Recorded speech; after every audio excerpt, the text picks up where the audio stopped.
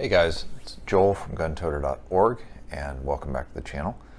Wanted to take a minute to make a video today about the theory behind gear. Had somebody ask the other day, could you talk a little bit about, selecting gear, setting up gear, especially if you're new to the game.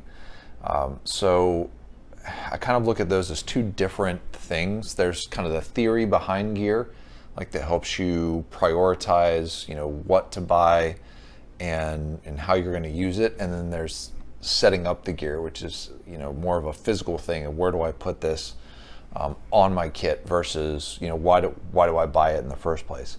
So I see those as two separate things, and I think I'm going to break those into a series of videos. But what I wanted to talk about today was more the theory of like why do I buy, how do I prioritize gear, and kind of that side of it. So start off with, up front in kind of the triad of preparedness, self-defense, preparedness, whatever you want to call it. This is something that a lot of people put out there, but you've got mindset, you've got training and skills, and then you've got gear. Of those three, gear is probably the least important, because it doesn't matter what kind of cool guy gear you have. If you don't have the right mindset and the right skills, the gear can't make up for that. Now, if you have solid mindset and skills, gear can be an enhancer, but it can only enhance you so much. You have to have something for it to enhance. So keep in mind that gear is most certainly not the most important part of your preparedness. With that said, gear's a lot of fun. I have spent a lot of money on gear over the years. I've been issued a lot of gear over the years. I have bought stuff to replace the stuff I was issued because it just was crap, and then there was some stuff I was issued that was amazing. So, lots of gear over the years. Probably spent a lot of money on stuff I shouldn't have, and I kind of wish that somebody had talked to me about this earlier, and I didn't have to learn from experience, but hey, it happens. So when you're thinking about gear, first off, very first thing, what's your mission? What am I trying to accomplish? Second, what gear do I need to accomplish that mission? And third, how do I set up this gear so that I can access it most effectively and efficiently to accomplish the mission, right? So that's kind of how, those are the three key questions you ask yourself as you're setting up your gear. There's a lot of places to get suggestions. Obviously, the internet is full of places to get suggestions, but keep in mind that gear can be a very personal thing. How you set it up, how your body works, and how you access your equipment is not necessarily going to be 100% matched to somebody else. So even if somebody else tells you, this is the greatest piece of equipment ever, you should put it on here, or, always wear, this piece of gear here, that it's not necessarily bad advice, but make sure it actually works for you. As civilians, thankfully, we don't have a lot of the policies that LE and the military do. When I'm doing my work in LE, I have very specific policies about what I can carry and where. Same thing in the military. The LE side is actually a little bit looser as far as how I can set up my gear than the military is. If you've watched other videos, for example, that I really like to have my IFAK in the small of my back. The LE side is fine with that. The military side is not. They have a very specific rule for where your IFAK's going to be, and if you get caught with it somewhere else, it's just drama. So as civilians, though, that's not really a thing. We kind of are free to set it up however we want, and that's a good thing. But if I was talking to a brand new individual who was just starting to get into preparedness, and on the firearms side, firearms training gear, how would I prioritize and kind of how would I get them started? Well, first off, I would say defensive gear, concealed carry gear, because we are still in a point where the vast majority of what we as civilians do is going to be concealed carry. So get that gear first, and get that training first, by the way. I encourage concealed carriers to not only carry, gun, ammo, knife, flashlight, whatever, but also medical gear. Medical gear is a huge deal. If you are carrying the gear you need to put holes in something, you need to carry the gear to patch holes, because if bullets are flying, there's a decent chance that you, or possibly if you're a family man or you're out with your friends or whatever, there's a decent chance that someone that you care about is going to get shot. And medical gear is always better when it's on you, not on the ambulance that's 5-10 minutes away, right? So when you think about this, especially as a concealed carrier, think gun and the accessories for that, flashlight, so on, but think medical too. And there's a number of companies now that are making products, medical products, for concealed carriers. It's actually becoming pretty popular, which is good. And I think that is because a lot of the really experienced trainers are pushing medical as a part of the concealed carry package. So gear makers are following suit. So that's kind of how I would prioritize initially, both your gear and your training. Get something to concealed carry with, and get something to carry medical with. Start off basic, right? I can pretty much tell you, you are going to spend money on holsters. It's going to happen. It's like a rite of passage in the concealed carry community. Everyone's got a box of holsters that they've tried. I'm kind of at the point now where I basically have 2 or 3 that I carry regularly, depending on how I need to conceal and kind of where I'm carrying the gun. Start off with a basic inside the waistband. I prefer an inside the waistband to an outside the waistband because it's just easier to conceal. It eliminates some of the factors of it sticking out from underneath your shirt or whatever your cover garment is. And if you're in an environment where you need to tuck a shirt and you can't wear like a jacket over it, then it's pretty much guaranteed you're going to have an inside the waistband. So I would start off there. Like if you're going to get a holster, get a basic, thermold plastic inside the waistband holster with a good clip on it. Kind of the standard clip that just comes out, in a C shape. I'm not a huge fan because they're very temperamental about belts.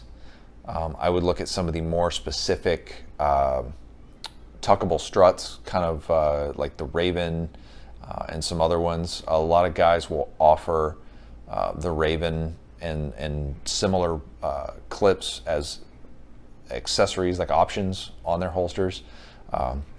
I've done videos before on Priority 1 holsters and the fact that I really like their gear.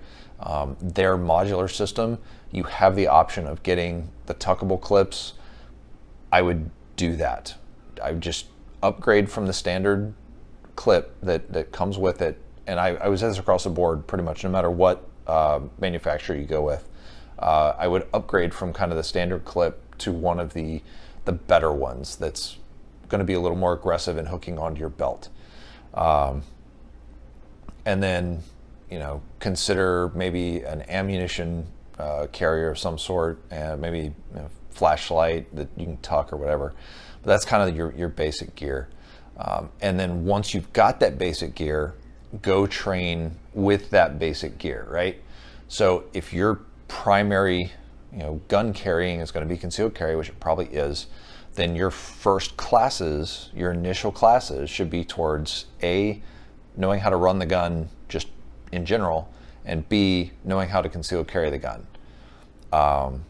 There's a lot of great things that you can learn from, tactical handgun classes, or really are, and I'm not discouraging those, but initially, kind of focus on those classes that get you into the concealed carry, because it's a very different thing to draw from concealed carry and to learn how to really conceal it than it is to draw from some super slick Kydex holster on a belt or on a drop leg rig. It's a completely different thing. So learn that concealed carry side and get the gear for the concealed carry side first. Now, once you've done that, I do highly encourage you to move into the more tactical side of things. The AR-15, the tactical pistol, all that other fun stuff. I do highly encourage you to move into that. I'm going to probably do a whole series on, or at least a whole video on buying guns and how I think you should prioritize that. But once you've got that solid base in the concealed carry, now it's time to start talking about the contingencies and the gear and the training for those contingencies. Generally speaking, carrying an AR and the associated gear with that is going to be a contingency. You might use it at home. It might be your home defense gun, but I'll be honest with you, in my average day, I probably spend almost as much time away from my house, which would be concealed carry, as opposed to at my house, where I can open carry or I can have an AR-15. So that's just kind of something to think about. If you're getting into the tactical world, you want to take a rifle class or a tactical pistol class or whatever, start really basic. There's this huge, there's just a feeling when you're going to take a tactical class that you got to have the world's most tactical gear to go with it. And this is when money starts getting wasted really bad. You buy all this stuff, you set it up, and then you get to the class and realize that it really was just not what you needed. Classes, training, and even competition are great for kind of proofing your gear. Finding out what gear works in what situations, because you're going to take, if you take a wide variety of classes, if you take, say, a CQB class, your equipment needs are going to be different than if you take a long-range patrol type class, which might still be different than if you take, a vehicle-focused class. All of those are going to have slightly different needs, and broadening that training helps you to proof your gear in a variety of different scenarios, which allows you to either customize kits for each scenario, which gets really expensive, or finding a way that you can set your gear up so it's not the best for one scenario, but it's pretty good at all the scenarios. What you'll see most guys running now is some sort of plate carrier, modular shingles. Obviously, I do a lot of talking about the Spiritus, so modular shingles are a huge deal because you can wear them by themselves, you can wear them on a plate carrier. I like plate carriers, I like modular shingles, but don't discount other options. If you can find things, or you have things available that are not super high speed, even something like this really basic, this is an old Blackhawk Chestrig. You can do a lot of stuff with this rig. I know it's old school, this is probably from, I don't know, early to mid 2000s. Actually might have found this in a trash can and cleaned it up, but you can do a lot with this. Even just these basic pouches. I can run radios, I can run a med pouch, I can run magazines, I can run tools. There's a lot I can do with this basic kit.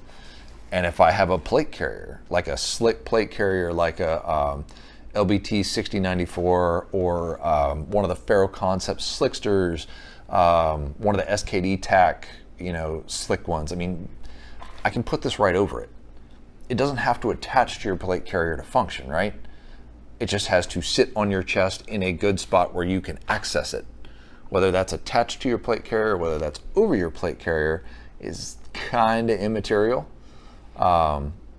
Is this going to be as convenient as a nice, customizable, switchable placard? No, probably not. But when you need it to carry the stuff, will it work? Yeah, it will. So, just because high-speed stuff exists, and I do like high-speed stuff, really do, don't discount other options, right? I've still got this thing, Eagle Industries chest rig.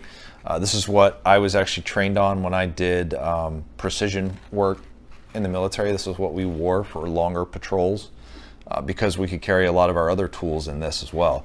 You know, it carried magazines, obviously, but you could also carry your radios. You could carry, you know, observation equipment and tools and so on and so forth. So a lot of options here, and stuff like this is fairly inexpensive. Surplus stuff especially, it's fairly inexpensive on eBay. I got this for a pretty good price.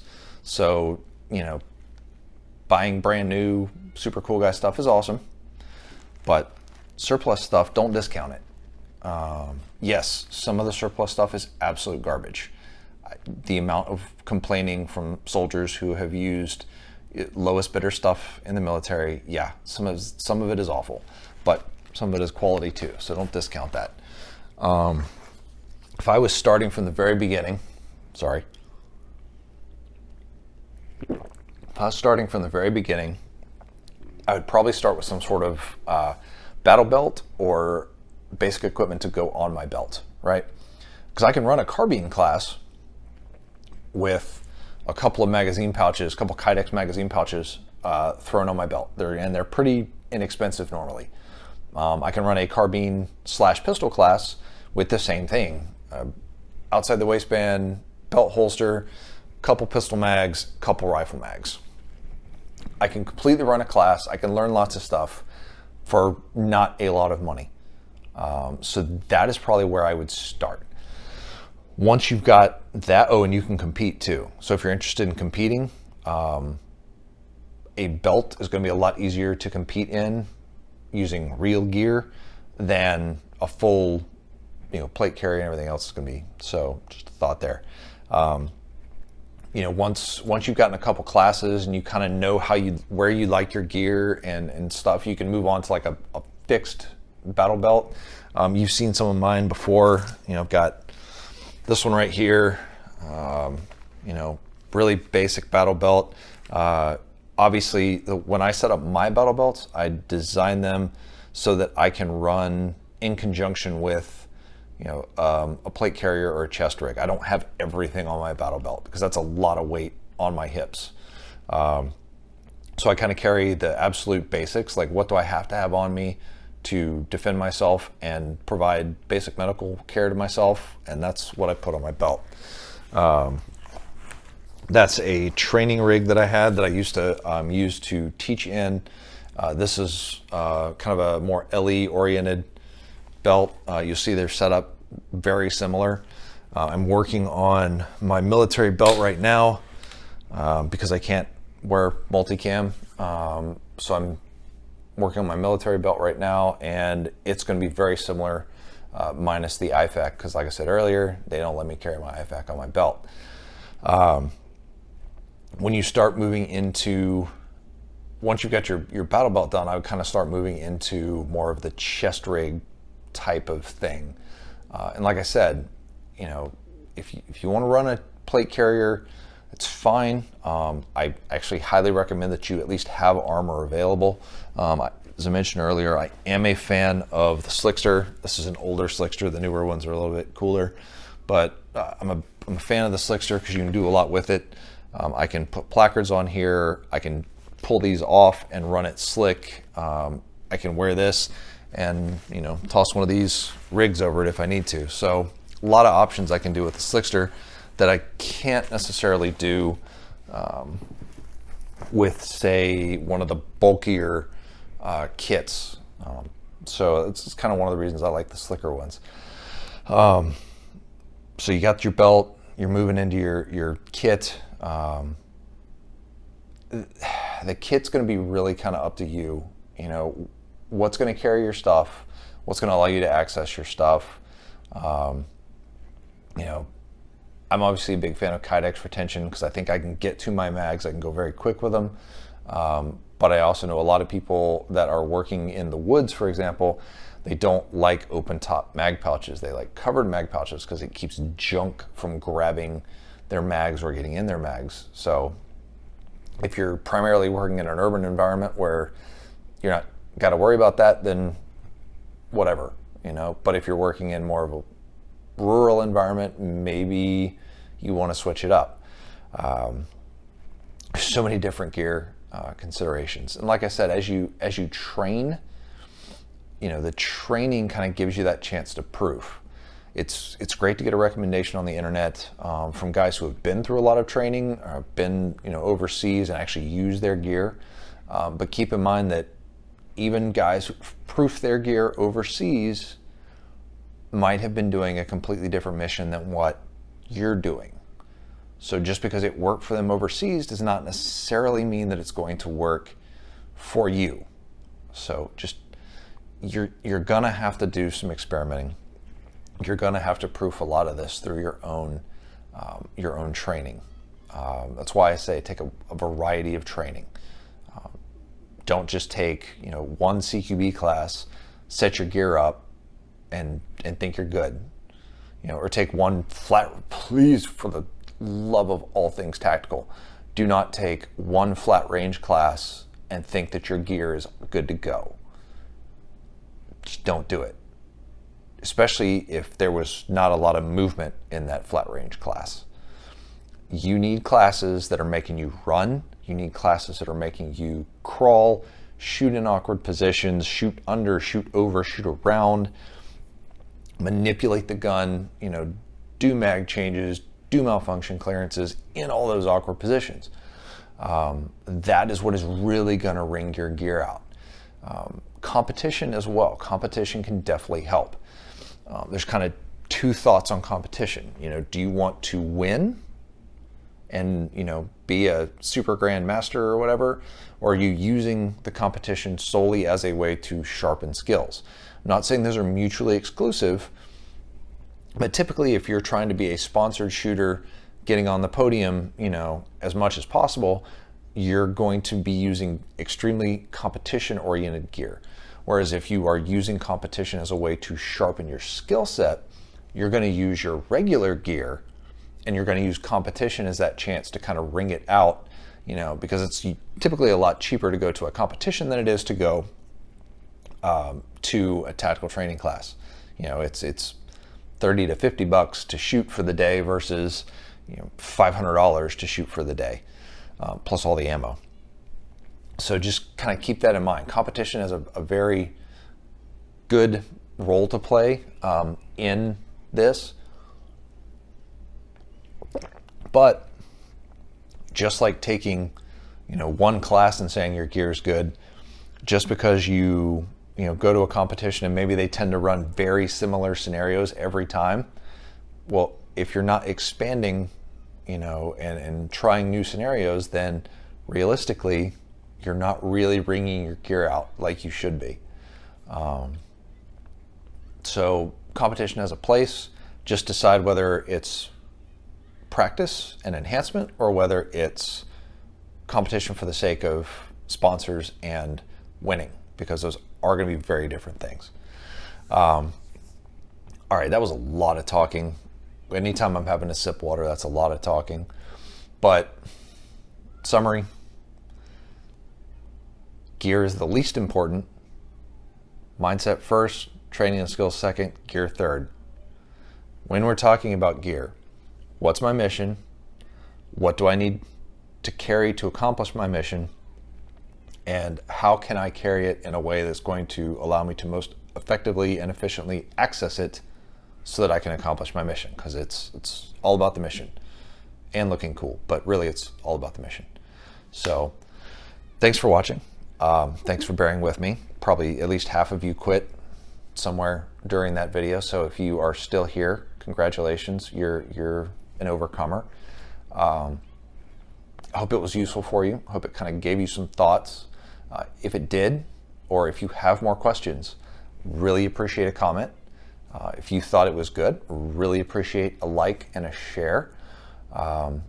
If you really like what we're doing here and you'd like to sponsor us monetarily, we do have a Patreon page, and I would certainly appreciate that as well.